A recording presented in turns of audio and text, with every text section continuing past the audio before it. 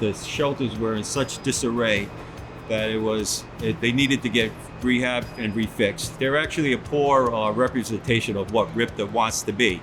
So we wanted to beautify them. We wanted to make them structurally better because there was a lot of damage to them, and we also wanted to make them commuter friendly. It was a joint effort with our management and the crew, and we're planning on actually doing all of them.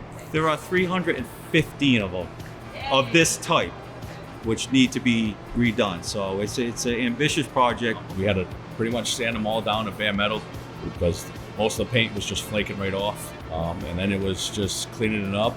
We had to do some patchwork, new metal fab, and then just get them painted. Seal the roof back up because all the silicone was gone. We built that. So with the plexiglass, keep the weather out for the riders, and that was it.